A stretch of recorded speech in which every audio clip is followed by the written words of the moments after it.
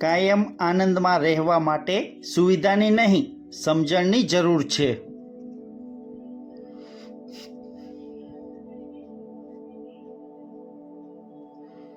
ઠોકર એ માટે નથી લાગતી કે તમે પડી જાઓ.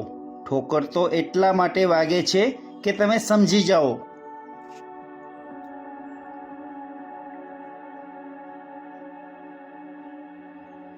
શિખામણ એ સત્ય છે જેને લોકો ક્યારેય ધ્યાનથી નથી સાંભળતા, અને વખાણ એ એવો દગો છે કે જેને લોકો સંપૂર્ણ ધ્યાનથી સાંભળે છે.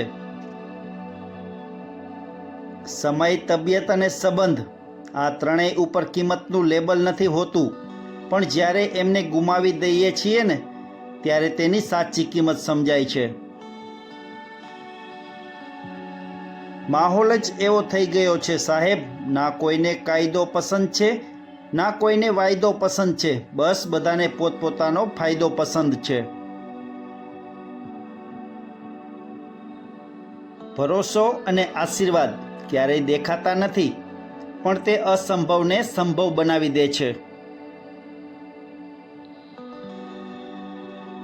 વિશ્વાસ શબ્દ નાનો છે, પણ એનું મહત્વ ઘણું મોટું છે.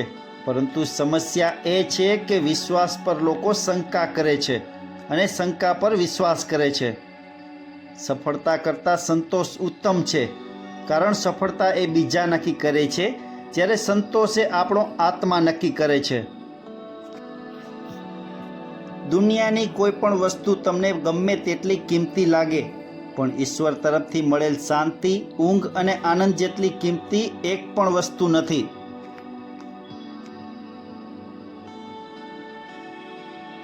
સારા વર્તનમાં એટલી તાકાત હોય છે કે એ ખરાબમાં ખરાબ માણસને પણ શરમાવી શકે છે. જીવશો ત્યાં સુધી ઠોકરો તો લાગ્યા જ કરશે, પણ ઉઠવું તો એકલા જ પડશે, કેમ કે જ્યાં સુધી શ્વાસ ચાલે છે ત્યાં સુધી કોઈ ખંભો દેવા નહીં આવે. જીવનમાં જો એકવાર કોઈ નિર્ણય કરી લ્યો તો પાછું વળીને ક્યારેય ના જોતા, કેમ કે પાછું વળીને જોવાવાળા ક્યારેય ઇતિહાસ નથી રચતા. ખાલી ચડે ત્યારે પગનું મહત્વ સમજાય, અને ખાલીપો લાગે ત્યારે સંબંધનું મહત્વ સમજાય.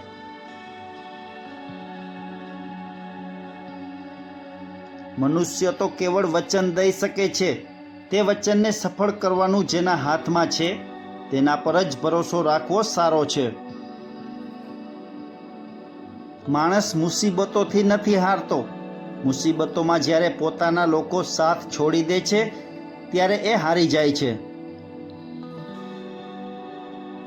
ગમશે નહીં તો ગમાડવું પડશે, જીવન તો રમકડું છે, રમાડવું પડશે. મૂર્તિને દીવા કરવાની જરૂર નથી, કોઈનું દિલ ના બળે એનું ધ્યાન રાખો તો સમજો પૂજા થઈ ગઈ. જિંદગીમાં ગમે તેવી ખુશી આવે, પણ સાહેબ અમુક માણસ વગરની બધી ખુશી બેકાર છે.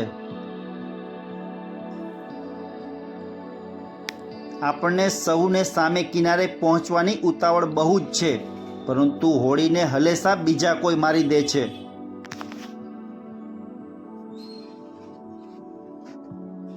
મિત્રો, દરરોજ આવા નવા સુવિચાર માટે ચેનલમાં નવા હોય તો પ્લીઝ ચેનલને સબસ્ક્રાઈબ કરો.